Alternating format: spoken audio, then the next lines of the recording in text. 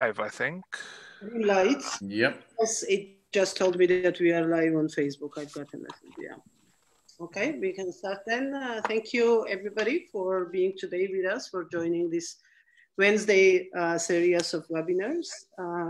I will ask Peter Bochmann to greet us from the beginning, from the Friedrich Naumann Stiftung in Georgia, and then we will continue with the discussion. Yeah, I also welcome all of you for this webinar. When I mean you, I mean the panelists, but also our viewers and listeners. It's a great pleasure for us to support this idea. This idea came just out of the blue three weeks ago. Tina Teen, it's a partner of our foundation. You know, the former Minister for Defense in Georgia and now head of Civic Idea, an NGO. We worked together and she had the idea, let's have a webinar.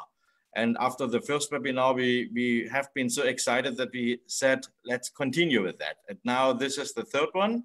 And we will continue over the May with more of this kind of webinars to inform, of course, the Georgians and other people about different angles of how the responses are from different democratic states to this corona crisis. So I wish you best of luck for the discussion. I'm very happy that you are here. And now I hand back to Tina Teen. Thank you, Peter. Thank you very much for your support.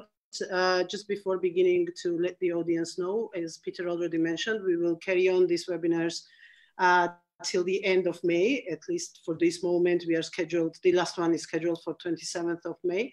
The next webinar will be next Wednesday, accordingly. That will be the only one with a different time because of we want to adjust it with the US participants.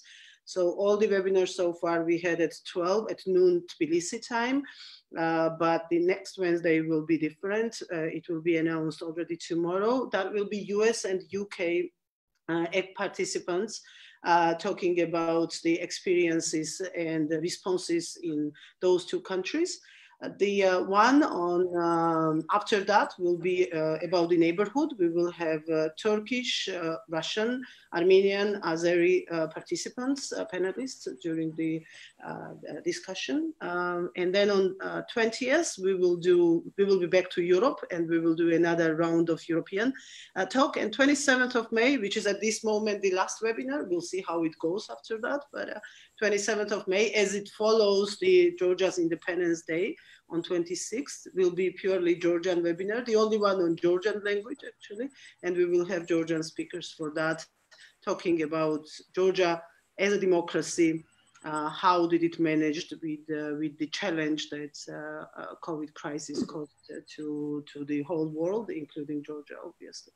So now back to the today's discussion. Eka has joined us just now, and let me say hi to her. And I will start with her. Eka Kobia is the Dean of the Caucasus School of Governance and Director of the Institute of Peace Studies at the Caucasus University. She is also an Associate Professor at the Tbilisi State University International Relations Department.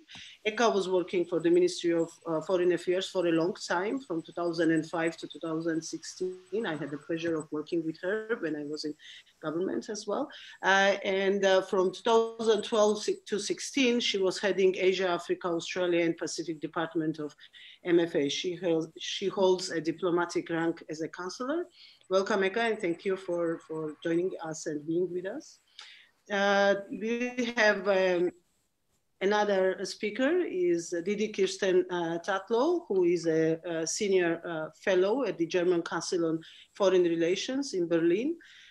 She previously worked as a fellow at the Mercator Institute for China Studies, also in Berlin. From 2010 to 17, she was a correspondent and columnist for New York Times, Beijing, and at different times before that, she worked for South China Morning Post, Die Welt, Deutsche Welle, Associated Press, Eastern Express, Hong Kong Standard. Very impressive, very long list of engagements with leading media all over the world. Two other speakers we have from Prague, from Synopsys, my very dear friend, and actually the reason why I've got engaged, interested, and working for over 2 years now about China, Martin Hala, who is a sinologist, lecturer, founder, and director of Synopsis in Czech Republic. There is a joint project between Acamedia and the Institute of East Asian Studies at the Charles University in Prague. He studied in Prague, in Shanghai, Berkeley, and Harvard University, taught accordingly at various Asian countries. In 2014 and 15, he was the regional manager for Asia Pacific at the Open Society Foundation. And Philip also comes from, okay, I've avoided saying your last name, but I will try. Philip Jarosz, sorry if I mispronounced it. He also comes from Prague, from the Synopsis. He's also a specialist on China. He works on Chinese engagement with the Southeastern European countries and Chinese technologies as well. So welcome everybody to this panel. Unfortunately, the French colleague could not make it. He wrote us late afternoon yesterday, and we did not manage to have a new speaker, but I believe that we will be missing him, but we will still have an interesting and engaging discussion. So to start with, let me start with the letter which was sent to the Chinese people. Just actually, I want to start the discussion about China with this letter, but before we move to China issue, we usually do on these webinars the country rounds, and I want to ask Didi to update us a little bit about the situation in Germany, what is going on in there, what is current state of affairs, as well as as you are the first German speaker we had during these webinars to tell us a little bit more about how state of emergency came to existence and what are the restrictions and if there is any easing currently. Mm-hmm. All right, thanks very much, Tinatin. Germany's been, like everywhere else, on a very steep learning curve with all of this, which has been interesting to observe as somebody who went through many of these viruses, in fact, in Asia, in Hong Kong and China, and to sort of watch how people react. And I think it's actually been, relatively speaking, well handled here for sure.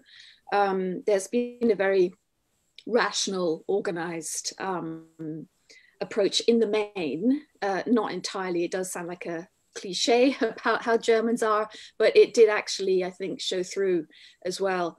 The virologists, in a sense, were giving the political advice for a long time now in Germany, and after very sort of slow initial reactions, because this is anthropologically a very new experience for I think, for all European cultures. And that's a point that President Macron in France made as well. I thought that was very well made. It's anthropologically new, it's sociologically new in terms of health behavior, interpersonal behavior. There's a lot to learn. There's a very steep learning curve. And I think, you know, after initial hesitations, many of them, Germany did move quite quickly. It made some mistakes, I think, in retrospect. They know that. For example, shutting borders, moving very quickly to nationalize, to keep for itself PPE equipment, personal protective equipment. That's been quite heavily criticized now, especially as the repercussions upon EU solidarity and support have become really very apparent. But this is obviously a long game, so to speak, and we're going to be dealing with it for a long time to come. So, you know, things will change as we move forward. Where are we now? Germany had relatively few deaths, relatively speaking, few infections relative to some other places perhaps, but was still clearly quite hard hit. And there were terrible shortages and situations in some places, particularly in elderly homes, nursing homes. That's a pattern we've seen everywhere. And I think, well, the point we're at now is at the end of April is the discussion about when to reopen. That's quite hard fought. I think that politicians and other members of society are beginning to really think through and to realize that you have to balance life and livelihood, as some put it. So protection of life, but also the economy cannot forever be in kind of free fall. So they are starting to try to make those decisions. And I think that those are hard decisions for anyone to make who is in a position of responsibility. The German government moved quite quickly to offer aid to independent freelance businesses and workers. 5,000 euros was offered to pretty much anyone who needed it or said they needed it. And in fact, it has been dispersed fast. Quite a few people have availed of it. They had tens of thousands, if not, I believe I'm probably right in saying hundreds of thousands of applications for this aid. 5,000 euros isn't enough. Obviously, it's not going to save a business or save a freelancer, you know, whose contracts have all collapsed. But it was something, and it was above all, I think, a gesture as well of support. And I do think that this whole notion of sort of solidarity, perhaps more within Germany than on a European level at this point still, but I do think that it has really sharpened minds here about this notion of solidarity, the importance of solidarity, the importance of national economy. Now, you know, there's a lot of other things that could be said. I think that, for example, schools are, I have children here in the school system, and we are looking at staggered reopenings beginning on May 4th. So that's this coming Monday. They're literally letting in certain grades and not others. And each grade is being kind of decreased. So half the kids go in for half the morning and the other half goes in for the other morning. So basically it's still all about like flattening the curve, not letting that reproductive number rise again. This is Angela Merkel's big thing. She's of course a trained scientist. She understands numbers, she has the logic. And I actually think that that's been a great strength in this situation, to have a scientist sort of at the top, somebody who's actually trained in logical reasoning and thinking. I think we've seen it elsewhere as well. For example, in Ireland, Leo Varadkar, the Prime Minister, he's a doctor, he's a medical doctor. They moved very early, very quickly to isolate elderly people in a method called cocooning, where literally anyone over the age of 70 was not allowed out of the house, even to go shopping. The shopping had to be delivered by other people. Now this happened to members of my family. It was of course irritating for some people, and there were other problems that came with it. Social isolation is a severe problem for elderly people, but it also contributed to pretty low death rates and good outcomes in Ireland. So again, my point being, I suppose that when we're faced with this kind of thing, maybe we're looking at a kind of almost like the need to professionalize or somehow ensure that politicians also have, you know, some real training behind them, some substantial professional abilities, and not just rhetorical or, you know, playing the political game or coming out of parties and being lifelong politicians. That's just one thing I think that we can maybe say, and some countries have really particularly struggled with this. Here I'd probably point to the UK and the US, but not just. So yeah, staggered reopenings. Many shops have opened to a certain extent. There's been tension between Berlin and the provinces, or the Länder, or the states as they call them here. There has been centrifugal forces. Berlin has complained about the states going their own way, which will happen anyway in Germany. Shops of 800 square meters or less were given at one point in many states. That they just opened up again. Berlin wasn't happy about that. And then the 800 square meters or less surface area of a shop became a thing. Small shops have been opening. So yeah, we're kind of looking at lifting out of it slowly, cautiously, and aware that there will be resurgences here and there.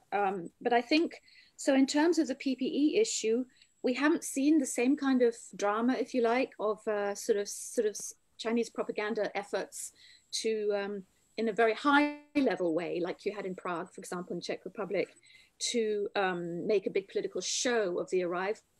But we have had, and particularly again at the states level, we have had situations with boxes of PPE arriving with the China flag on it, and then, you know, local politicians coming out, for example. It's the Chinese ambassador here has been less outspoken in his pushback against pronounced criticism than in some European countries, for example, France, where there's been a big problem with quite bad-tempered sort of exchanges between the Chinese ambassador there and the French politicians. However, we have, he did deny a report that later turned out to be accurate, was confirmed by the German government, that in fact the Chinese embassy in Berlin had been reaching out to German politicians to try and force from them expressions of support for China, its handling of the crisis, the origin of the virus, and all these really incredibly contentious issues we're looking at. And he then came out and denied this after it was reported in a newspaper, the Welt am Sonntag, and was then subsequently quite quickly totally corrected by the German government after a Greens politician put in what they call here eine kleine Anfrage, a small question to the government. This is a very good system whereby politicians can ask anything they like of the government. It's on the public record. And it's really one of the, I would say, one of the main sources in Germany for journalists and citizens to get at the truth of what's actually going on in government, is this system of asking small questions, which are then on the public record. It's really excellent. We did just have a big delivery of PPE from China that is landing in Leipzig airport, 3 in total, with 25 million PPE items from China flying in from Tianjin. They were gathered in Tianjin, I believe, which is close to Beijing. They came on an Antonov 225, which is apparently the aircraft of choice for very, very large shipments.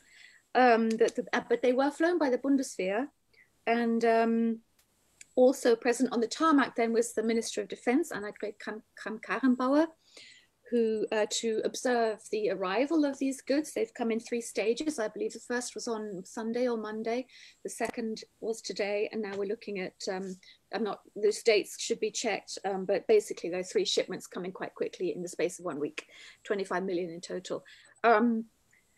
We had rather ironic scenes at the airport then, when there was absolutely no social distancing observed by the politicians or the Bundeswehr or the members of the public. And it was basically, they could all have had a massive corona cluster.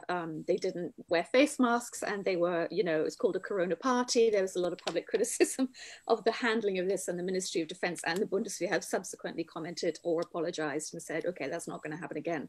But again, I think that this just shows the level of difficulty in dealing with this sort of virus problem on a anthropological, if you like, on a sociological level for cultures and countries that are not used to this kind of problem. So I am happy to answer any more questions if you feel I've left out something important in the short description. Thank you, Didi. Of course, we will come back with you with more questions about the China, particularly China policies. But let's do a short round with Czech Republic and Georgia. Philip, Martin, we already had a little bit of discussion about the Czech Republic on the previous webinar, as we had Alexander Vondra participating in our previous, if you can give us some update. We hear the news that there is an ease of the policies in Czech Republic as well. Some businesses are starting up, probably educational system as well. So floor is yours. Tell us what's the current state of affairs in Prague and the rest of it. So maybe I will start, and then I will ask Philip to make some additions, because I will make only a few very general comments. The health situation in the Czech Republic doesn't seem to be that bad. We have had something like, I think, 7,000 cases of infection, relatively low numbers. And the health system in the Czech Republic has actually been dealing remarkably well with the crisis. I don't think the same can be said about the political system and the government. There's been quite a bit of clumsiness in the political response to the crisis. Just to illustrate that point, only last week, was it last week or this week, the initial government order for the shutdown of the country had been questioned at court, and last week the court decided that it was actually illegal. It was not done in a legal way. because it was only decided by one ministry. So apparently one ministry, in this particular case, it was the Ministry of Health, doesn't have the authority to shut the whole country down with all the consequences that come with it, especially the economic consequences for a lot of people. So that's just one of the many blunders that the government has made. There's been quite a striking case of the politicization of the crisis by a certain group of politicians, and specifically, there's a group of politicians in the Czech Republic who have been very close traditionally to the Chinese interests. Interestingly, many of them are connected to some of the players that have also been active in Georgia, like the Chinese company CEFC, now defunct. I should probably add here that last Friday, the company CEFC, China Energy, has finally been declared bankrupt by a Chinese court in Shanghai. Yeah. So there's a group of politicians in the Czech Republic that have been very closely associated with these Chinese interests. They have been on their back foot. They had been on their back foot ever since the collapse of this one company, CEFC, that had dominated the Czech-China relationship for something like 2.5 years. So ever since that company collapsed, this group of politicians had been on the defensive, but now in the wake of this crisis, they're actually coming back, especially using the supplies of the PPE equipment as sort of like an excuse to push more pro-Beijing policies in the Czech Republic. It's virtually the very same group of people.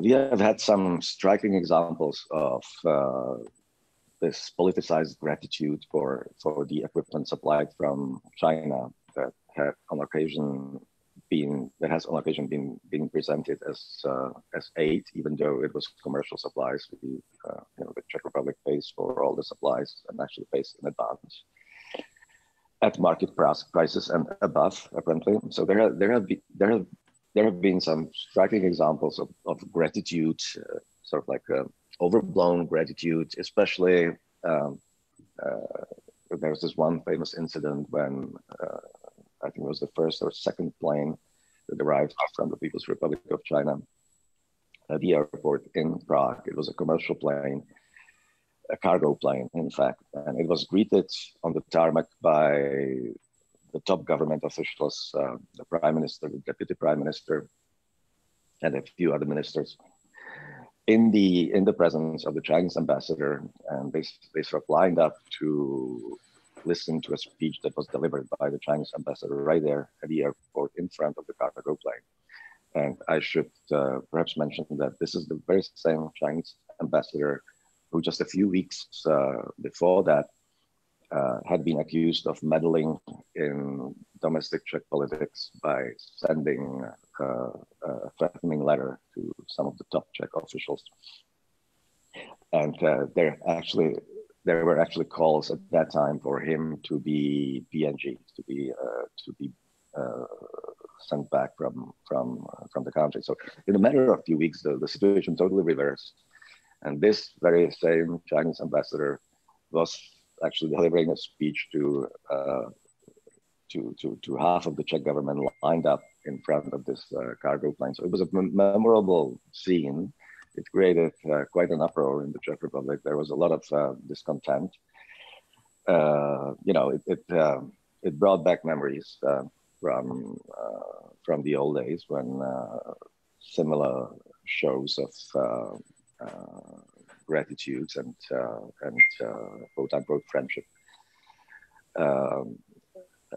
were on display in front of some Soviet officials. So it looked almost identical visually, the scene. So the whole issue of Chinese involvement, of the politicization of the supplies of the PPE equipment from China has been very much politicized, and it's become a very, very contentious issue in domestic Czech politics.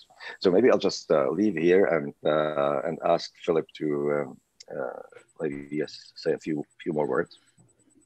Yeah, thanks, Brian, for the. You can tell us, it's not necessarily about the China, but we've been hearing news about the Prague mayor being under the police supervision, and if you can brief us about that as well, what's going on there. Yeah, I'll do that to Philip, right? Okay. Just a quick update on what's now going on with the state of emergency and stuff. There was actually voting last night at the Chamber of Deputies, where the compromise of setting or extending the state of emergency until May the 17th was made as sort of a compromise. But now it seems like the government is not really happy about it and are now trying to figure out a way to prolong it without state emergency. I mean, some of the measures by extending the powers of the Ministry of Healthcare, sort of going back to the previous state where it was illegal, now making it sort of legal, the measures they applied. So there continues to be a very confusing government messaging, I would say to some degree total mishandling, and basically power struggles among the coalition members. Also, some of it seems to be basically more about PR than actually trying to figure out how to solve this effectively. And what's even more striking is that it seems like the government is not really deciding upon any data. There seems to be complete lack of research and surveys into anything that would actually make it for an argument to decide upon whether and when to stop something or start something. So that's very strange and confusing. So it seems like it's all sort of arbitrary political decisions. When it comes to the Prague mayor now being under police protection, it's actually the mayor of Prague, as in of the whole city, and then also two other mayors of let's say parts of Prague, of Prague districts. This is basically all in the response to the removal of the statue of Marshal Konev, who was a Soviet war hero, who technically led the Red Army, the Soviet army, to liberate most of, especially eastern part of the Czech Republic.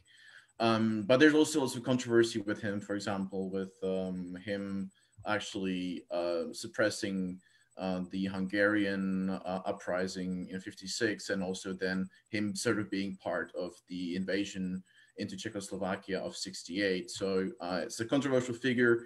And during the state of emergency, sort of a mayor of Prague 6, where the statue was, decided to sort of take the statue away from public space and put it into a deposit, which then created a major backlash in Russia, especially among the, let's say, more radical right parts of the society, and also obviously Ministry of Foreign Affairs under government parts. There's been some minor attacks against the Czech representative offices in Russia, but now there's also been death threats issued to all these three people who have been sort of involved in actions that are taken as anti-Russian by the Russian state and I guess society as well. With now there being a case, I think on Monday or just on Sunday, there was a leaked basically report from the counterintelligence agency that said that a Russian citizen arrived to Prague, was escorted by the Russian diplomatic corps, and was actually carrying poison on him, determined to use it against, I don't know if one of the three people or all of the three people, because technically it's mainly the mayor of Prague 6 who's in the most spotlight. But I guess the police is not really clear whether this is an attack against all the three above mentioned people or just do one. So all of them are now under police protection. Their families are not even, even their families don't know what they really are. And it's an actually very, very dramatic situation, because the person who is supposed to be the attacker is probably basically still around.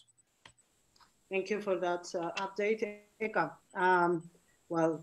Talking about the health system dealing more or less better than political system, I think it resonates with Georgia as well. But what's your insight as to where we are now, how we are dealing with the problem from both points of view, from the health point of view, as well as from the political system surviving the crisis or failing in front of the crisis? I'll try my best to convey situation in Georgia. First of all, greetings to everyone. Thank you for this opportunity. If I were to summarize Georgia's performance in the face of the global pandemic, I would say that it's been the good, the bad, and the ugly also.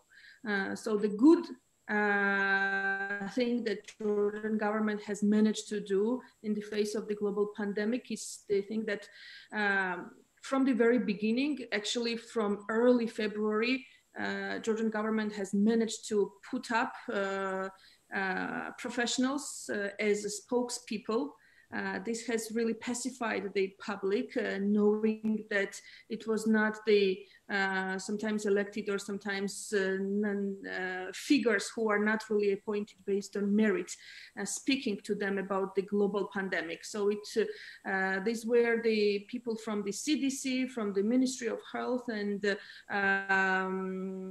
heads of biggest hospitals who were briefing people about the situation on the coronavirus. And that has been a good PR move. Let's say up to the point when the emergency was introduced, people felt safer hearing news from these people.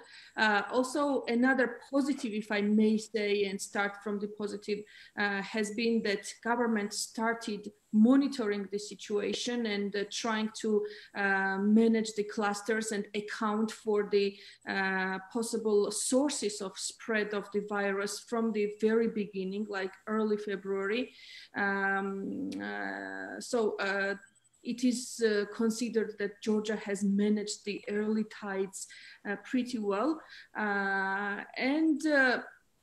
What's also been good is that from the early stages, the Georgian government has introduced some measures to alleviate possible social pressures on the population. For example, introducing the 150 million lari assistance to pay for 3 months for the fees for electricity, gas, and water for the people who are in the need for these services, because as we know, coronavirus is not only about health, it has huge strains on country's social and economic environment, especially for middle income countries like Georgia. So this would be it for the good part.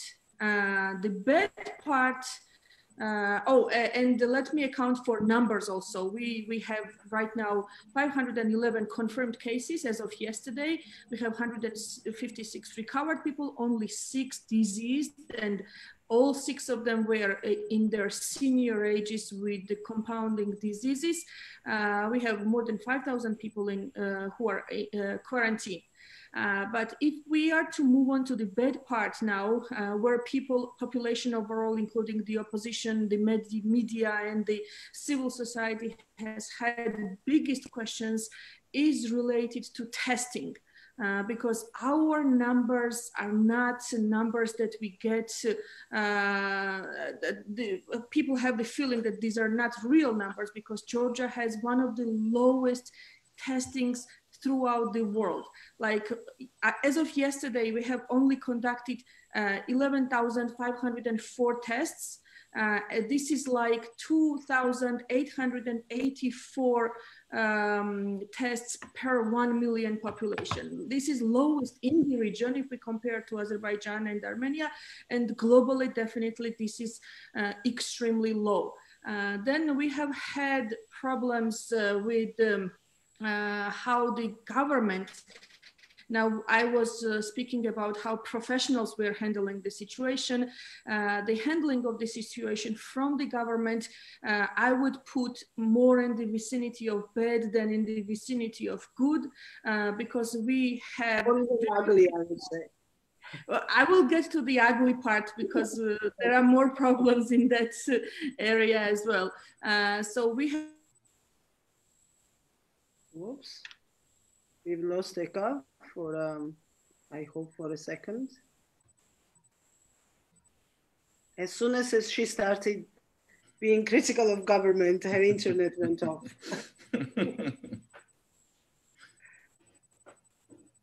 Okay, let's continue, and I hope that Eka will join us, and we will have her back.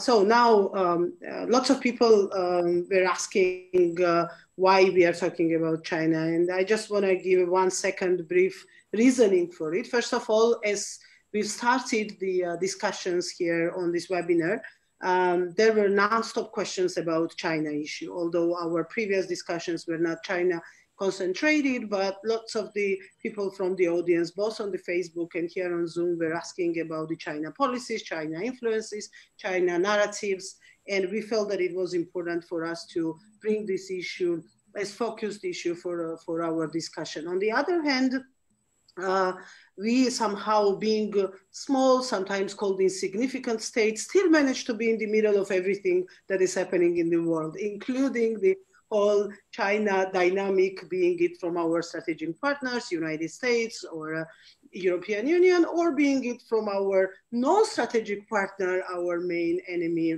from the north side, Russia. Obviously, everything that goes on around about China is critically important for us, them becoming more and more important players business-wise in Georgia, becoming more and more involved in political affairs, and also starting the Chinese Communist Party starting an ideological influence operations in Georgia. Eka, I will give you a chance to finish, obviously. I'm sorry that you were disconnected, but I will just finish the question and then move back to you. So I apologize for that. Yeah. That's fine.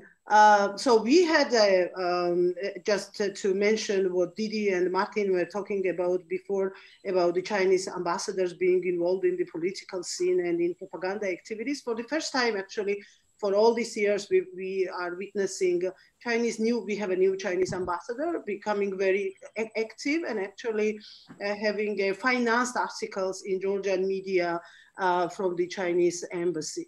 The very last one, which was issued by one of the largest news agency in a country, was talking about Chinese ambassador being proud representative of a state, and I'm quoting her, who managed to be a champion of early warning and early detection system of China that won us time, brought us hope and faith to the whole people, and showed the path to victory.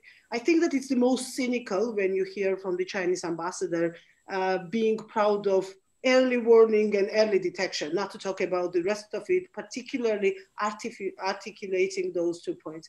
I think it also speaks that this idea was not born in Tbilisi with the Chinese ambassador here, but it's part of a larger propaganda narrative that the Chinese state is bringing all over the world to all the countries. So that's one of the reasons, or two of the reasons, basically, why we've decided to have the whole webinar devoted only specifically to China issue. But at the same time, as we move on with the developments, with the news, every morning we wake up with yet another news from China. I just want to it's a half-minute video by the Secretary of State Pompeo, who obviously, together with the President Trump, are very outspoken about the China policy, to have it shared on this webinar. And then coming from there, I will ask for your comments and reflections on what the policy should be from the other side. Loss of life, and now a huge challenge for the global economy and the American economy as well, by not sharing the information they had. Sean, you should know we still don't have full transparency from the Chinese Communist Party. I'm so concerned that there are things we don't know. We don't know the history. We haven't been able to get our team on the ground to do the work that it needs to do. This is an ongoing challenge, and the Chinese Communist Party and the World Health Organization have failed to do the things they have responsibility to do when there's a pandemic inside of their country. Sean, I am very confident that the Chinese Communist Party will pay a price for what they did here. certainly from the United States. I don't know exactly what form that'll take. Our focus today isn't on that. It's on making sure we keep Americans safe, take down the health risk, keep people healthy as we can, and get this economy going back. But I'm very confident. I talk to business people all around the country. I talk to ordinary citizens, people who put their lives at risk over the last weeks. They know that this is a result of this virus that originated in Wuhan, China, and they know that the Chinese government didn't do the things it needed to do. There will be a cost associated with that.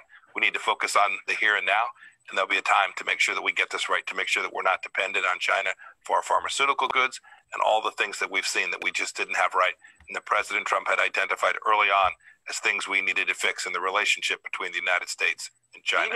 I think it's very clear, right? His message is very clear. We also read this in a couple of days, the messages coming from Brussels with this report that was supposed to be out a couple of days ago, these info reports, I mean, about the China, where the MEPs are directly blaming the Chinese authorities for being in direct interaction with the European politicians and blocking the report. We know that tomorrow there is a hearing at the European Parliament Foreign Affairs Committee scheduled for Mr. Borrelli, specifically about this issue. As one of the Dutch MEPs put it, we need formal and full explanation to the European Parliament as to what kind of pressure was exercised by the Chinese government. So when we are talking about European Union, United States being so bluntly under the, I would say, propagandistic attack, obviously small countries like Georgia can be of a much easier target. So what's your take on this? Which way shall we go? What are the alliances forming today in the modern world? What are the newses we have coming out of it? Let me have Eka finish her Georgia story, and then please Martin, Didi, and Philip carry on with the policies that we all need to be implemented. Thank you very much once again, Tina. I apologize for being shut off. I guess this is the price of trying to operate in the global pandemic from Georgia's basically village in Zemo Imereti, where internet and electricity is not so stable. Anyways, I will come back to my Georgia briefing. I think the bad part has been how we and the government has treated the emergency situation, basically socioeconomic side of the pandemic. We have, the government has instituted the emergency measures from March 21 until April 21st. And these measures were openly and without question supported by the opposition. However, April 21st came and the government started to talk about extending the emergency measure without presenting any plan what would come ahead. So they went to the parliament to extend the emergency measure on April 22nd and only presented the governmental plan, economic plan on April 24th, like 2 days after the issue was considered in the parliament. That just shows us those problems in democratic governance that were before the COVID-19 disease, that were transcended in this situation and which are serious problems for good governance in the country. So basically now we have the emergency measures in place until May 22nd. No one is allowed to go to the places of work. Even educational institutions are to remain in distance learning mode up until May 22nd. And only the administration probably will be allowed to come back to universities and schools after May 22nd. Now, from this part on, I can only speak about the ugly part of how we have been trying to handle the situation. The problem is that government has adopted some of the most draconian laws in Georgian terms. For example, Ministry of Interior has already fined more than 5,000 people for violating the emergency law rules, which amounts by now to nearly 15 million laris in fines. But the ugly part here is that the population is concerned about double standards, about free passes to those who are close to the majority ruling party. And we have had two very loud scandals already associated with the nepotism and corruption lingering in the government. One is related to national production of face masks, and another is related to providing free passes to people who to drive vehicles during the emergency. The situation with face masks was, actually we had two scandals. One scandal was related to China. In early April, government had ordered a big batch of face masks from China in the amount of nearly $1 million. And that deal got only disrupted because the case burst in UK about low quality of this very same company and masks, and the Georgian government under public pressure had to disrupt this deal. And the second is related to production of national face masks, which didn't pass any quality control. And as it turns out, the deal was made under some corrupt arrangements, and government had to disrupt that deal as well. And now we are importing these face masks from Turkey and from other places instead of nationally producing them. Another, as I said, relates to granting free passes to people to drive in the streets. One of the person who was seen driving the car with opaque blackened mirrors was a former senior official, Part Khaladze, who was a prosecutor general, as Tina very well can explain afterwards more, in Georgia, who had to resign for some other issues, but who is now considered an informal counselor to our informal oligarch ruler, Bidzina Ivanishvili. And apparently he is a person who has no special need to drive around. He's just like any other citizen in Georgia, but apparently he drives around in a car with opaque mirrors. And this opaque mirrors is an issue in Georgia because we have a law that no regular citizen, except for the one employed by Ministry of Interior, can have these blackened or darkened mirrors on the car. And the opposition and civil society representatives are demanding explanations from the Ministry of Interior why this has happened, why this person is getting a free pass to drive around when the rest of the population aren't, and the population is suffering severely from these mobility restrictions. So this has been really the ugly part. So whereas government consults very little with the opposition or the civil society in the country, doesn't feel a responsibility to explain its plan beforehand, before the plan is confirmed. And there are cases, very ugly cases of nepotism and corruption being resurfaced as government is trying to tackle this problematic. And one last final issue, I would like to draw an attention about what is happening in Georgia in terms of health, social, and economic issues with an independent study, which was done by Curatio Foundation. This study drew a couple of conclusions from the situation that we have in Georgia. First of all, despite the fact that we've been having this virus in the country since February 27th, the growth is still linear, not exponential. So we haven't yet reached the peak, apparently. The virus production is still at 1.63, which means that one person gives virus to more than one person. That means we are not in the peak period yet, and the peak is flat, not lowered. That is the problem. That means we are conservatively managing and extending the time for the spread of the virus, but we are not managing to really lower lower the percentage of infected people. And another conclusion that we can draw from international data that is provided to us is that we have managed to achieve the necessary immobility before the emergency measures were introduced.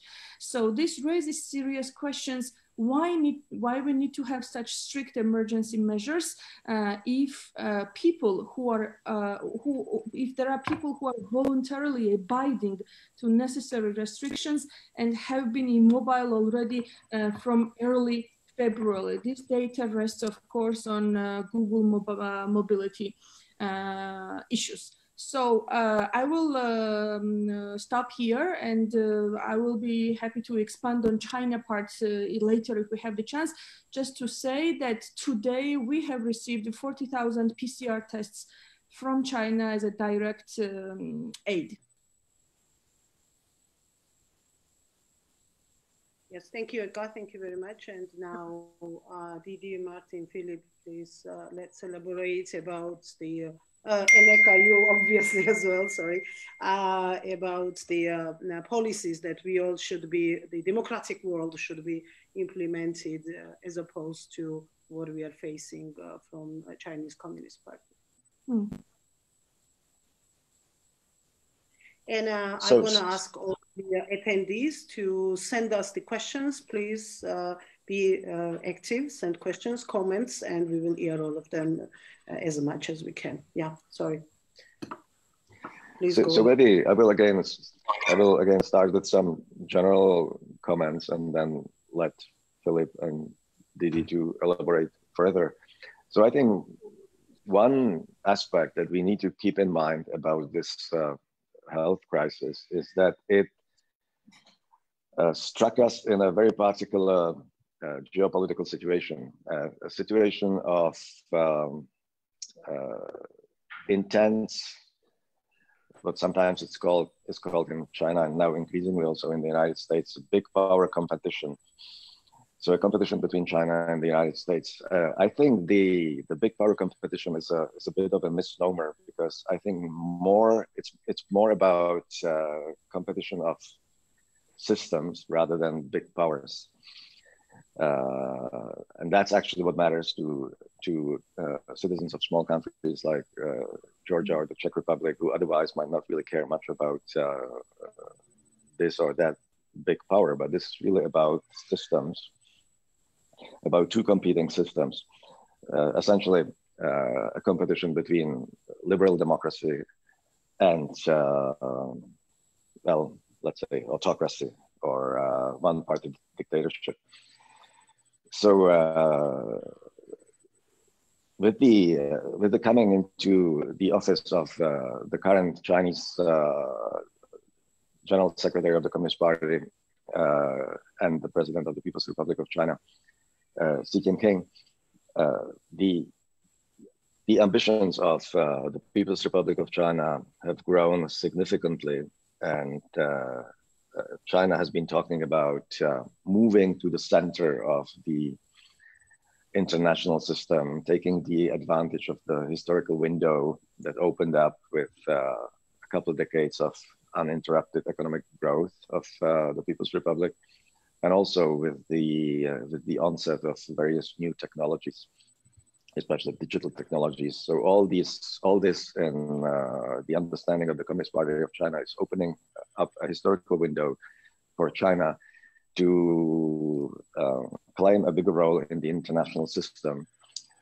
or as some people believe, to actually reorganize the international system entirely, so that it provides not only a bigger role for the People's Republic of China, but a central or leading role for the People's Republic of China. Of course, this is all expressed in rather vague terms, like the community of the human community of shared destiny, across the Belt and Road, and other such cryptic notions.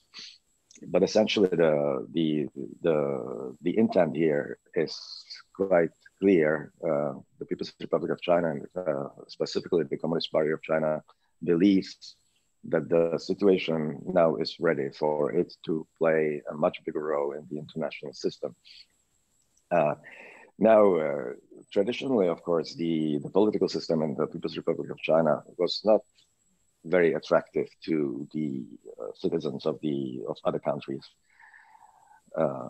Democracy and liberal democracy is much more, or has been much more appealing to probably most people in this world.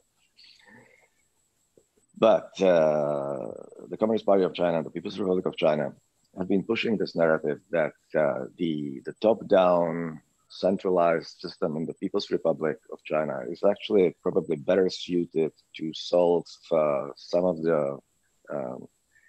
the major problems that quote unquote humanity is facing today. Like the big issues like global warming and what have you. And also, of course, an emphasis has been on the rather spectacular economic growth of the People's Republic of China. So in short, the Communist Party of China is offering its own top-down system as an alternative to liberal democracy in the West.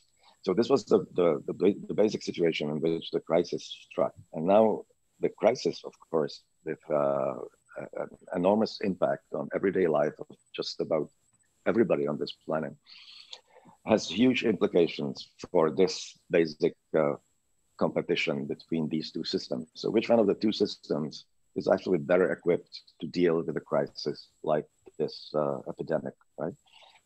So the People's Republic of China is claiming that its system, the top-down autocratic system, is actually better in dealing with the situation because it can order almost immediate shutdown of entire cities and entire provinces, as happened in late January.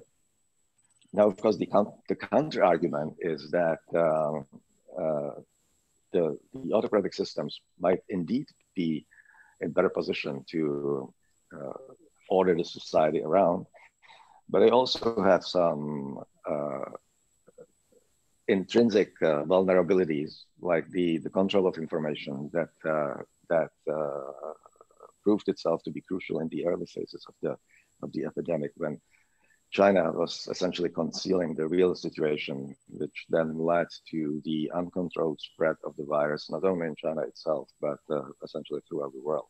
So this is the basic situation. That's why the narratives that are coming from China and from elsewhere are so crucial, because they are touching on the very essence of this systemic competition between, let's say, the liberal democracy and autocracy. So I think I'll stop with this very general introduction and ask others to maybe elaborate a little bit further. If I may touch upon this. Yeah, Eka, go ahead. Sorry. Thank you. It's a very interesting dichotomy how problems are dealt with by liberal and autocratic regimes. And it's not only with COVID that we are having this.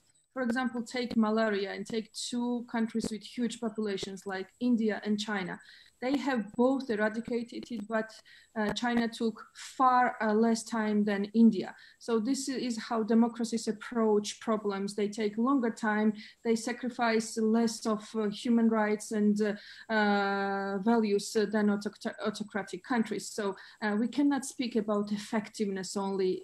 We have to take into consideration what is at stake and what it takes to achieve the goal, because we don't want to live in a Machiavellian world where everything is allowed for achieving the goals. Unfortunately, although the picture is more vivid now, we have been having this problem for a long time. China has achieved its global economic supremacy in the situation of liberal order. And there were people who were hoping that this would entangle and make China more dependent about international cooperation and less authoritative. But now we are seeing warning and worrying signs of China's not so peaceful rise.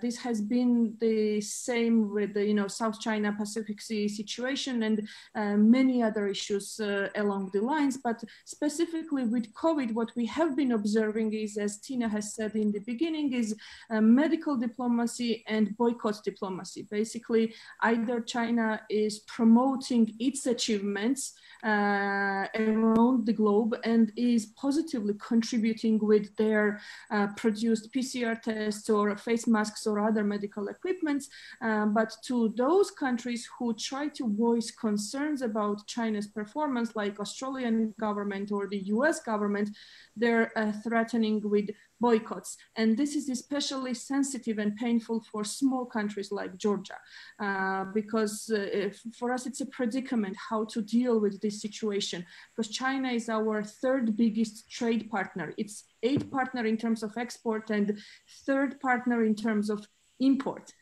So for us, it will be very difficult to take sides, but we have to maneuver really carefully, definitely stand with our Western partners and European values, and try to have bilateral relations with every other country, not in the, in line with European values through this prism, because we don't want and we shouldn't create this false impression that, as long as we cooperate bilaterally, everything is allowed. No, we should really have our values at the forefront and try to cooperate with every other country, including China, through this prism. Hi, can I step in here? Would that be the right moment? Giannotti? Hello? Yes. Yes, Didi, please. Thank you. I was listening. We can hear you. Yeah, we can hear you now. Yeah. I was listening very carefully to both Martin and Eka just now. I think, the issue of the way I see what's happening now, what the CCP, which means the Chinese Communist Party, is doing is to essentially, in German, we would call it die Flucht nach vorne, the flight forward. So you're faced with defeat, boom, you go forward to try and catch what you can, to rescue, to brazen the situation out, really. And another way to put it in English would be that they're attempting to snatch victory from the jaws of defeat, because they have a huge problem. This is very clear. And obviously, the way they're reacting to demands, for example, from Australia for an independent inquiry, shows how important it is to them to not let that happen. And then one has to ask, why? If you are a good member of the international community, without malign intent, why wouldn't you open the doors to the system? Why can't the US get a team on the ground? Of course, anyone can politicize a situation like this, and we've seen a lot of that. But we have to keep returning to these fundamental questions of why they're saying no, I think. Very, very important. Another issue on democracies being slower, absolutely. This touches on this sort of Leninist attitude and, in a dictatorship, that the ends justifies the means. So everything is justifiable if it produces a certain outcome. Now, the minute I hear that logic and that thinking, I think that we then need to realize what we're dealing with, and we're dealing with systems that will really take on any amount of damage along the way or harm along the way to achieve very specific political goals. That's not the case in democracies. Democracies are or should be processes that defend and protect along the way more slowly. And I think it's really interesting. This COVID thing is going to absorb us for so long, because just to take a very brief look again at the figures, if I may, in Europe alone, so this is EU, EEA, and UK, we've had 1.1 million cases reported so far, and 120,000 deaths reported so far. Now, when you look at, for example, the very different reactions between Sweden and, let's just take Ireland again, because I know a little bit about it. Sweden is famous for having gone for actually what is essentially kind of like a herd immunity approach, modified, but with a good health system backing it, for which the UK and the US have been and still are very severely criticized. It's not something I want to comment on, but just a fact. You know, then look at the contrast in the numbers, which I'm just going to read out to you here, which are that as of the 28th of April, so that's yesterday, we've had 23,000 deaths per 100,000 population. So I'm so sorry, 22.7 deaths per 100,000 population in Ireland and 22.3 in Sweden. Now, Ireland took a big lockdown approach. Sweden did not. And in fact, we're looking at this and seeing that these countries, which are in some ways, you know, they both have pretty good healthcare systems. The Swedish one's possibly a bit better, but we're not really seeing huge differences in outcomes. And I think this is a point which is going to be really, really interesting going forward. But that's not to say that it's right to, of course, to sacrifice individuals who are older. And I think this is, of course, an issue where democracies are very sensitive, is this the quality and the right of, you know, the life of everyone. But just to make that point about how we don't really know what we're dealing with yet in terms of the outcome of this disease. That's an epidemiological point, if you like, but also a political one. To get back to the political issues that you were talking about, systemic, Martin's point about this not being so much a great power competition, but rather a systemic competition is extremely well made, I think.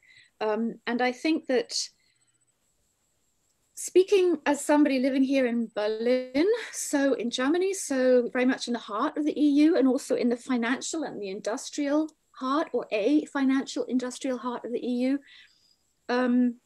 issues of the EU, how Europe will deal with this systemic rivalry between the US and China, the sense here of having to choose between the US and China, if you like, the absolute unwillingness to choose. Germany does not want to, by and large, Germany and Europe so far do not want to choose. They kind of want to be the middle player in this, sort of like have it both ways, if you like, get the transatlantic alliance, the protection, the security from the United States, the shared values, the democracy, all this sort of stuff, but also the trade from China and that support and, you know, the profits.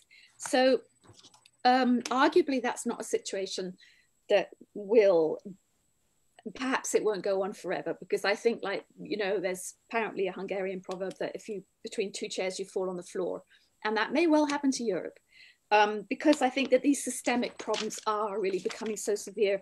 And I think that for me, one way that Europe can now actually intelligently escape, and at exactly the right moment, escape from this dilemma, will be to use the money that the EU is now committing to COVID-19 recovery. And we're talking, I mean, let's just take the ballpark figure of 1 trillion euros, which is kind of where we're at. There are different plans and different ways, and bonds and loans and whatever's going on, big quarrel, but basically let's just say €1 trillion.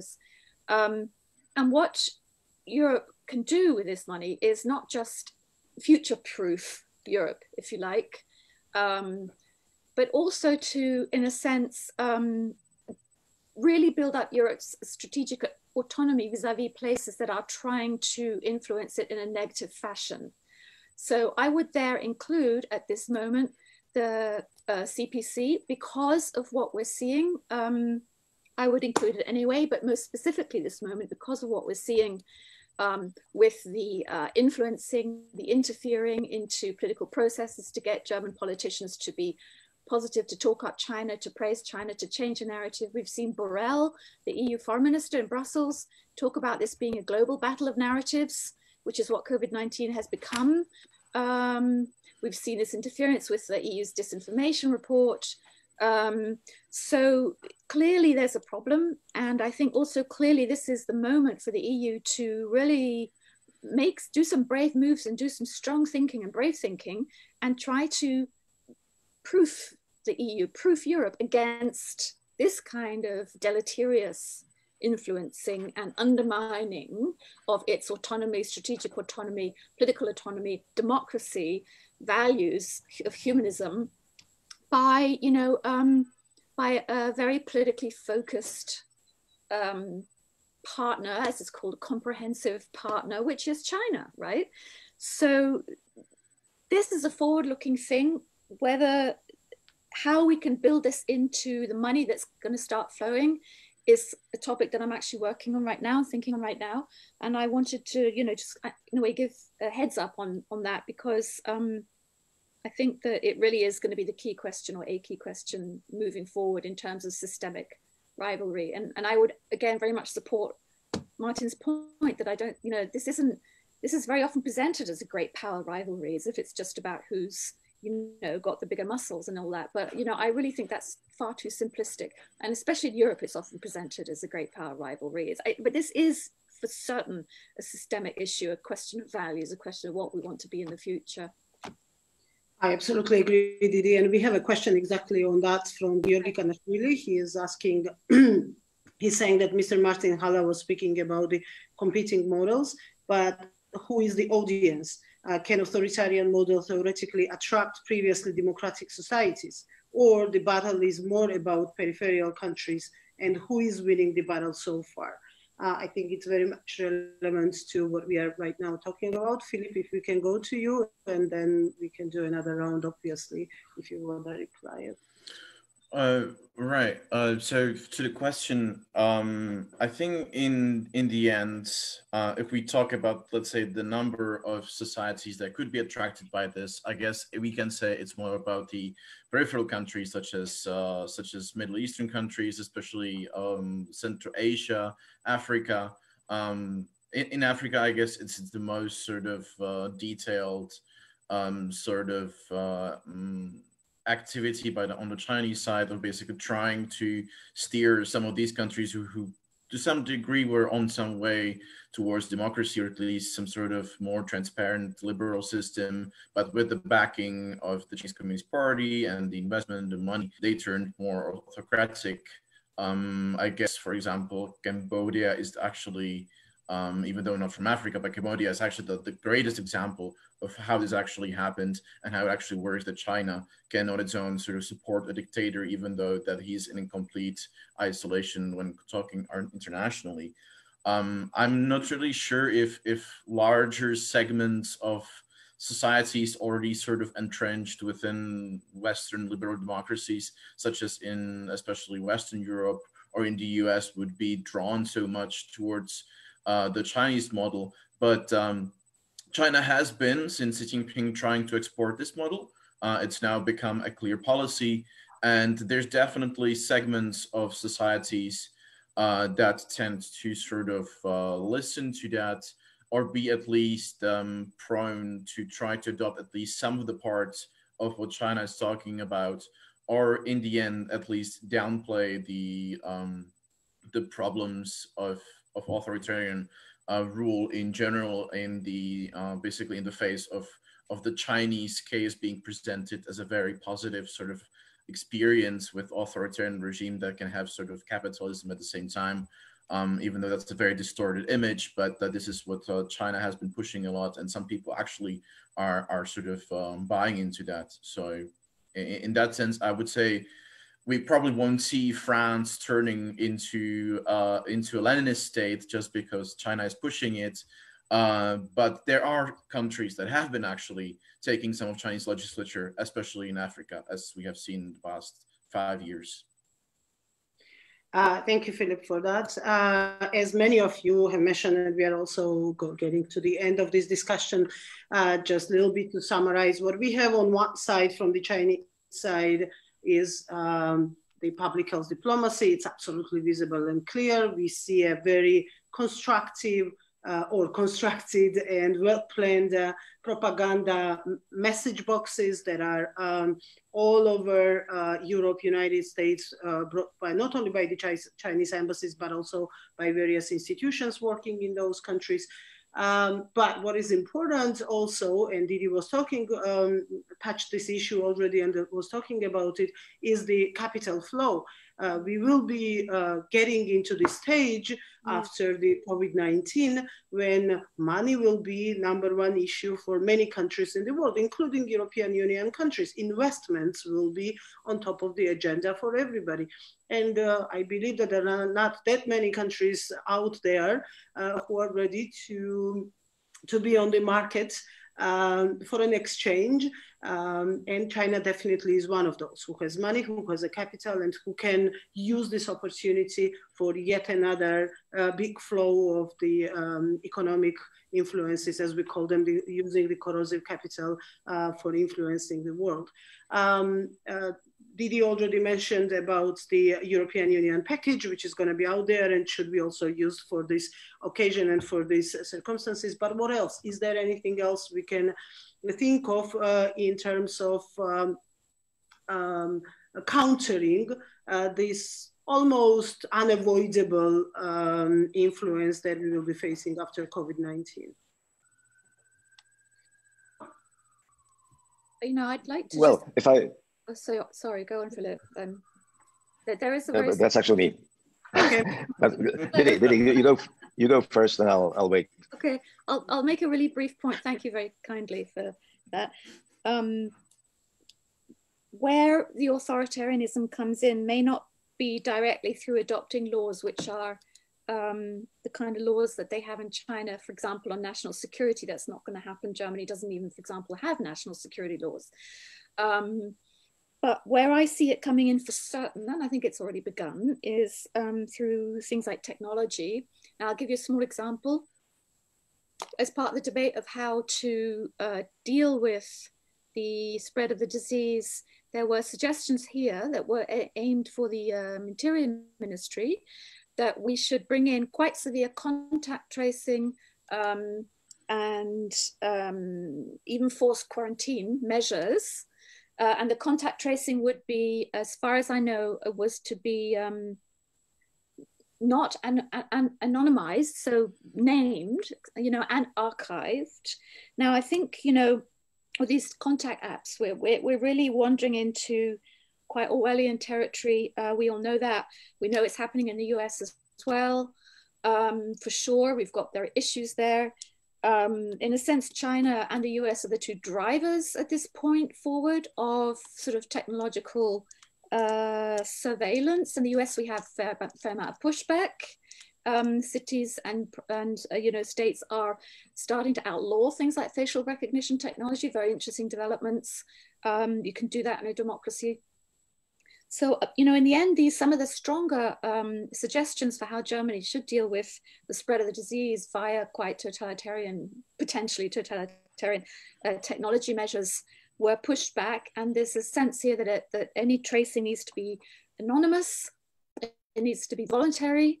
And, you know, when you look at the scale of deaths, which is a situation that's still emerging, of course, and it'll have to be computed into that too, very much still up for discussion, I think, this issue of technology. But I see this technological surveillance and the flow of information back to China, because of course, all technology, all information gathered by Chinese companies belongs to the Chinese government. That's how it works. That's what it says in the rules. I do see that as an area where authoritarianism creeps into democratic systems. And the disease will possibly hasten that. Yeah, thank you, Didi. We have two more questions from the audience about the responsibility of WHO. If you, Martin or Philip, can incorporate in your responses that issue as well. And the other one is about the whether the crisis will strengthen democracies or vice versa. Do we have a chance to use it ourselves as well for strengthening democracies or not? Martin, you wanted to intervene before? Yeah, well, I wanted to make 2 points. I wanted to address the question about the sort of financial consequences of the crisis.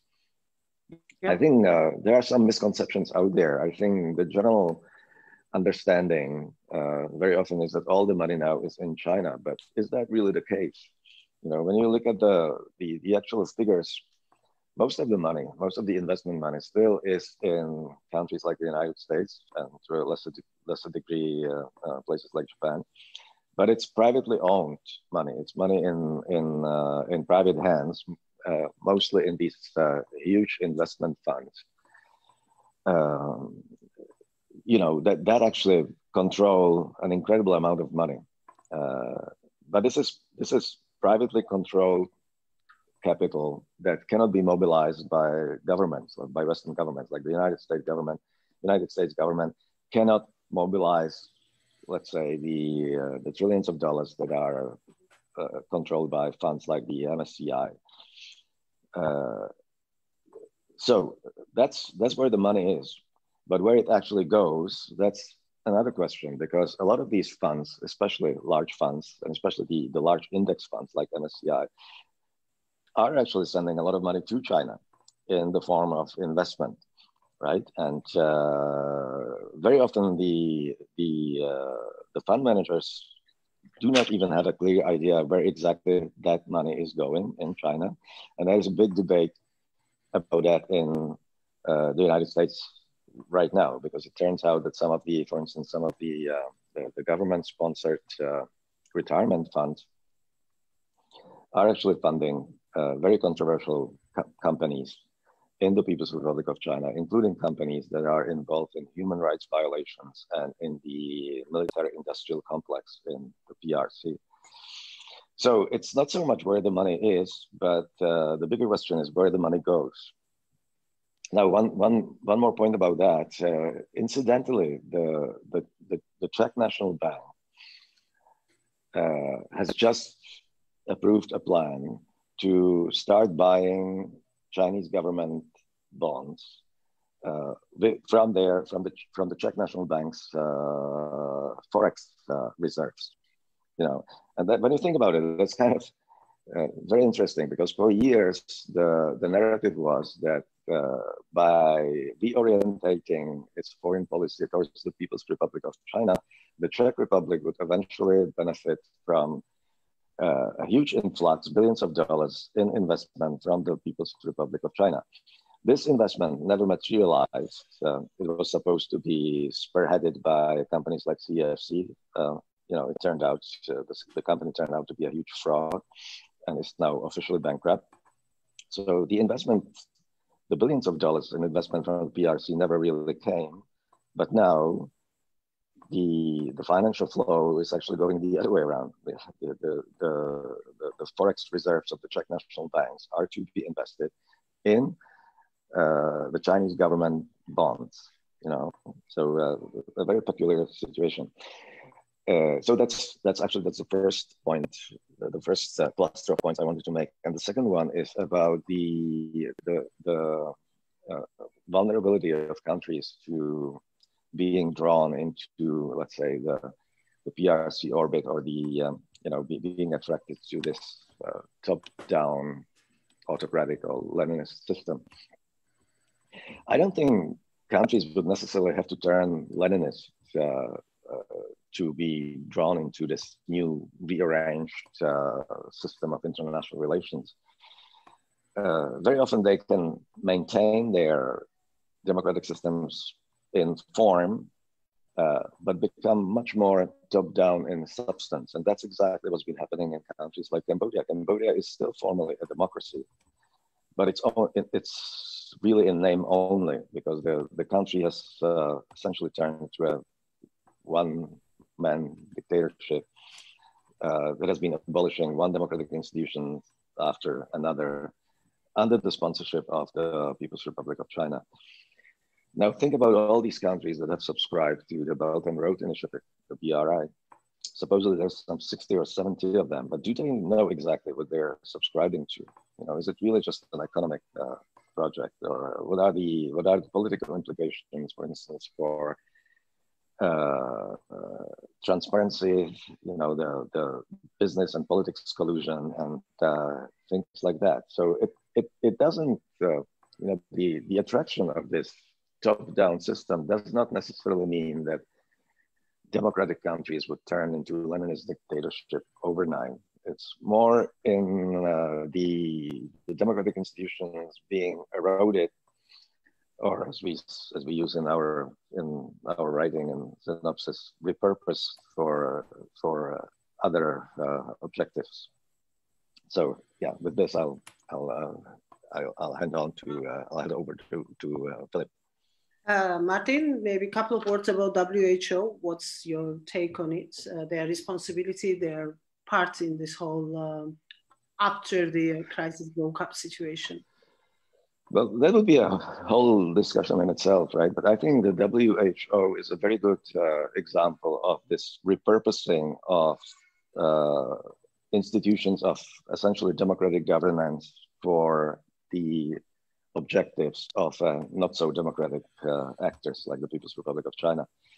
It's not just the WHO, the whole United Nations system has been slowly eroded through again, what we call the elite capture, basically engagement of top representatives of these various institutions. Again, to mention the company that is sort of notorious both in the Czech Republic and in Georgia, CEFC has been involved in the bribing of one and possibly two, maybe even three UNGA presidents, the presidents of the General Assembly of the United Nations. So, and it doesn't always have to be bribery. There are other forms of influencing these top representatives of various institutions, like in the case of the WHO, it was apparently electoral politics. China supported Dr. Tedros to gain that position, and then he reciprocated, by essentially kicking Taiwan out. And then in the early phases of the epidemic, basically following the PRC line that everything is under control, and even apparently issuing advice that was not helpful internationally. So it's a good example of this repurposing when you nominally still have like an institution of global governance that sort of reflects the liberal democratic order. But by this elite capture, by the engagement of the top representatives, it's actually repurposed to serve the objectives of an authoritarian power. Seemingly it's the same institution as it's always been, the WHO, just like the WTO, seemingly still is the good old institution governing international trade, but it's slowly being undermined. Through various means.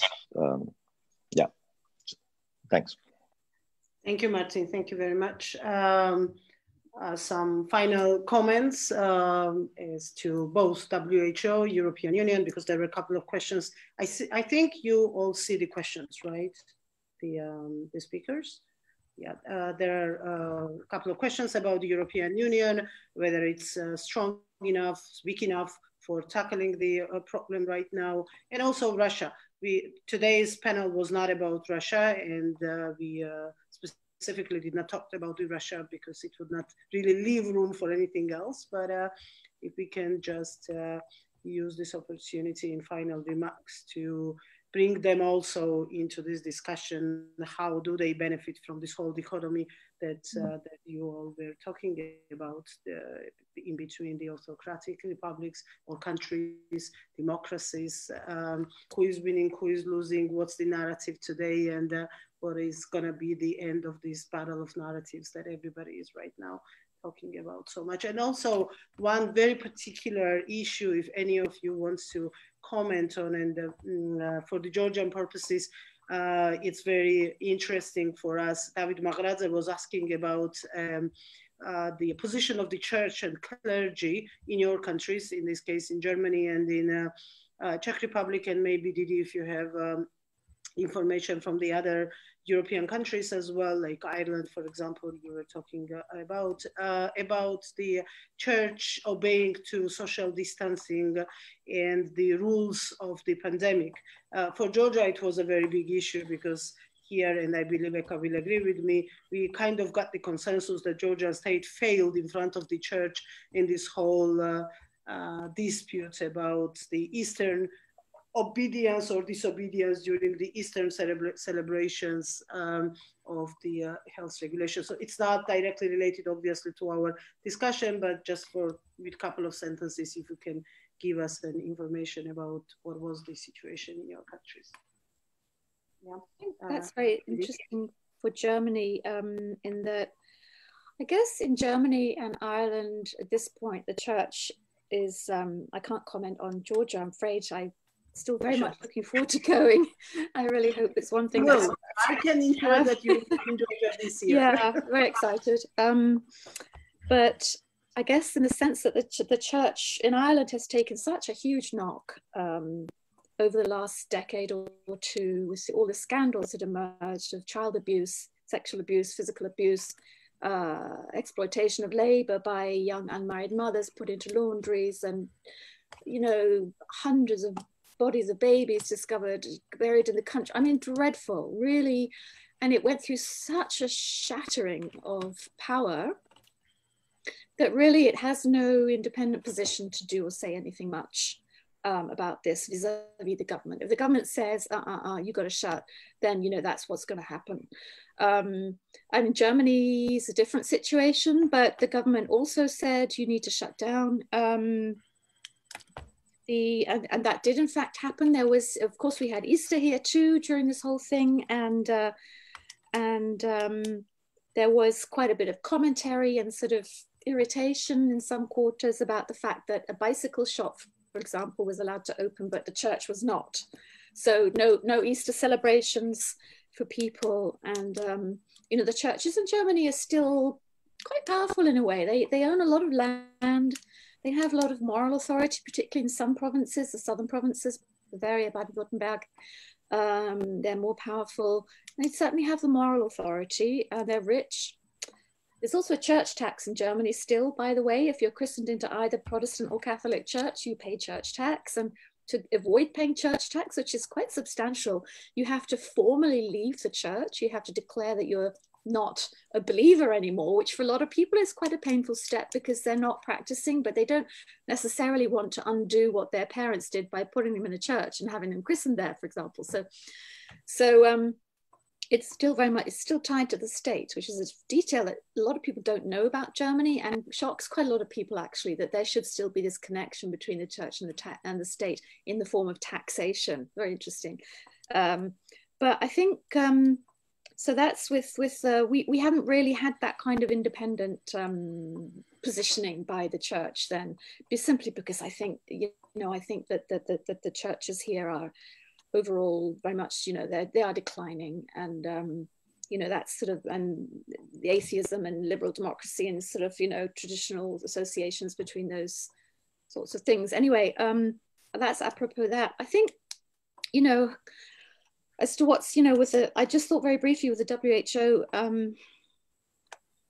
you know, the last time we had a SARS virus that went wide was in November 2002, roughly. It really hit the headlines in 2003.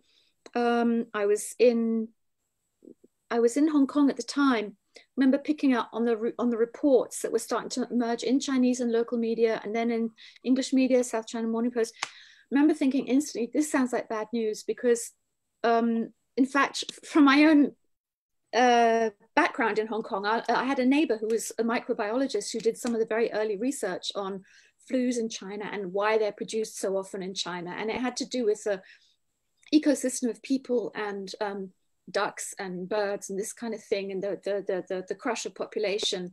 And yes, eating habits too, to do with markets. So he did a lot of that early research for the WHO, and they knew all about this problem. And Hong Kong remains a great center of really good research on these issues. Now, when this then happened, I started to pick up reports in December last year, December 2019. Again, exactly the same pattern, Chinese language on social media or in so-called real media, and then some slowly moving into English language reports, usually in the region, Hong Kong, Taiwan, of course.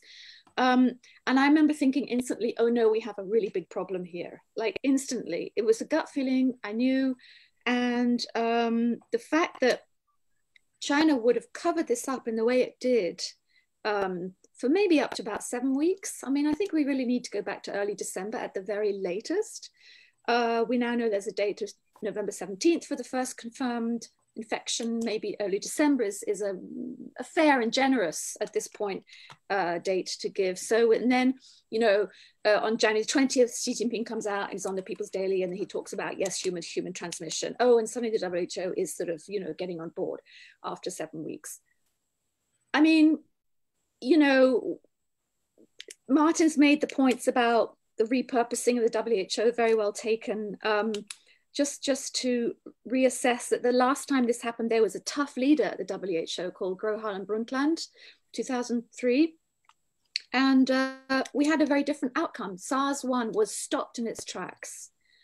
This did not happen this time. Shortly after that leader left, Margaret Chan came on board. She was supported by China. She's a Hong Konger.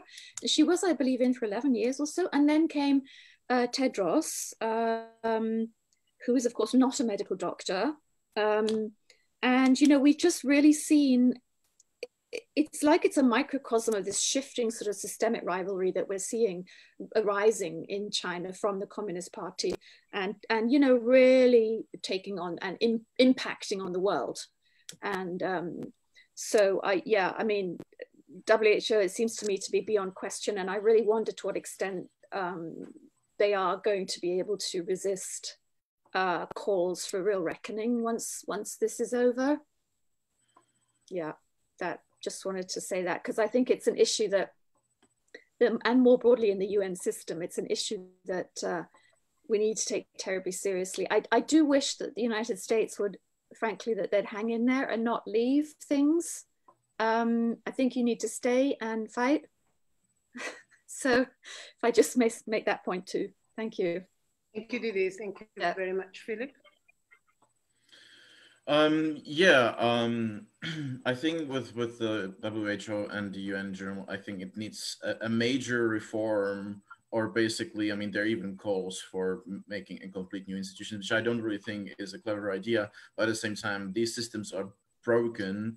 And as we have seen, at the same time, they still bear lots of legitimacy, which then either allow for a lot of people to really think that nothing serious is going on, if it's the WHO saying it is, or basically some governments using it as an excuse not to really do anything because they can basically shield themselves with the authority of this international body that's supposed to be basically in charge of global pandemic response. And if that authority says that we should not close direct flights to China, if it says we should not close borders, if it says we should not wear face masks, then we're just not gonna do and issue that. So for example, in here, the opposition has been pestering the government since January 29th-ish, but the government always responded, everything is fine. The WHO says everything is fine, so we're not really gonna do anything, which then resulted in a very, I would say, slow response that in the end led, for example, to a lot of people coming back from Italy, where, you know, in Europe, that's when the epicenter was, coming back from Italy. And basically that's, I think, one of the reasons why we have comparatively in the region rather high number of cases per capita, because a lot of people came back from Italy and they were not screened, they were not put into quarantine, and that's how it kind of spread. Whereas, for example, Slovakia, on the other hand, even stopped people coming back from ski holidays, and that's why they actually have the lowest number of cases in basically the whole of Europe. Actually, just sort of like wanted to slip in a sort of different topic that I think we have not really addressed at all, but I think it's becoming ever more important with the way things are, and that's Chinese nationalism. That's now basically being mobilized during this crisis to by the CCP itself. It's been feeding it a lot, basically trying to shift all these blames to other countries, trying to say that every critique is racism. And also, if you look at recent Chinese media reporting, it's actually been trying to paint the West in its sort of slow response as inhuman and very undemocratic. Basically, we're talking about just actually 2 days ago, there was an editorial in the People's Daily where they basically said that the US is violating human rights, that they're against freedoms and democracy and whatever. And it's basically, especially if you combine it with a very, I would say, intensifying aggressivity in the South China Sea or in the Taiwan Strait, this is basically leading to a sort of spiral of issues and possible violence in the end. And again, if you combine it with Xi Jinping's own, and again, just 2 days ago, sort of re-emphasized stress on ideological work, ideological education, especially of the youth. And if you look at the wording, which often resembles cultural revolution slogans or cultural revolution terms, which have been basically outright banned until Xi Jinping in China, it's really creating a situation where the government might actually use this sort of, I would say, rather volatile nationalism in order to legitimize its own rule in the face of a growing economic crisis in China, because there's been lack of reforms for decades in China. And now if you look at the numbers of the Chinese economy, even if you look at the Chinese official statistics, which are lies, they're really bad. And that means that the legitimacy of the government is being threatened. And they might actually use all of this mixture to sort of create more conflict, especially in Southeast Asia, East Asia, to sort of, again, you know, like let's just diverge the attention and get rid of the attention towards some external conflict, external enemies, instead of actually good governments back in China. And that might actually lead to further conflicts within that region. And I think this is where it's really headed, unless there's some sort of recalibration and stop to this. Thank you, Philip. Eneka, last word goes to you. Yeah, thank you very much. I should only speak from the perspective of smaller countries and what it means for small countries on the global stage. This, reordering of the liberal order and the performance, relative effectiveness of authoritarian regimes like Russia and China, as they're perceived for last couple of years. We have already had a painful experience with trading with an authoritarian regime. It is in our interest, both geopolitical and economic interest, to diversify our partners. And in that respect, welcome development that we have, expanded and deepened relations with China, which we haven't had in 5 years back, for example. But it also carries serious risks, because we don't want to get another Russia-like partner who will, quickly move from bilateral diplomacy to boycott diplomacy. And one of the speakers was talking about the money, where the money will go, and about the vacuum that will be created in post-COVID world, where countries will start to race for investments. And as we know, authoritarian countries are quick to give investments and foreign aid, and there are far less demands attached to their investment and aid, and that will be detrimental for small democratizing countries like Georgia, because any government will be tempted to take up on such an investment and such a foreign aid, but without the strings attached, without the external scrutiny that we need to continue democratization, this will going to corrupt the system and the process further. So these are the threats and risks associated for us as a small country, and we should really be watchful and try to make more ties and deepen our cooperation with Western partners, and look for investments and foreign aid, and try to perform better to qualify for such foreign aid from European and American partners. Thank you, Eka, very much. Thank you, all of you, so much for being with us this hour and a half, or even almost 2 hours.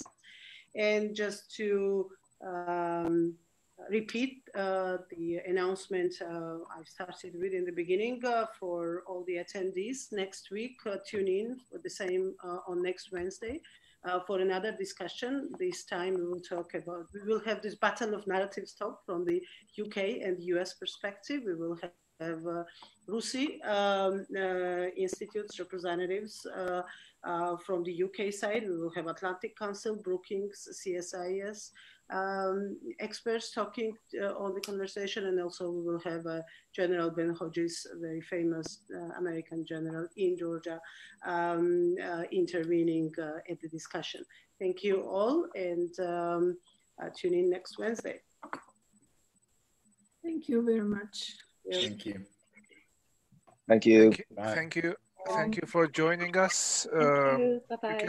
You can see this copy of this recording on the Facebook if you have not seen everything. So thank you for people for participating. Thank you. Bye. Goodbye. Thanks. Bye.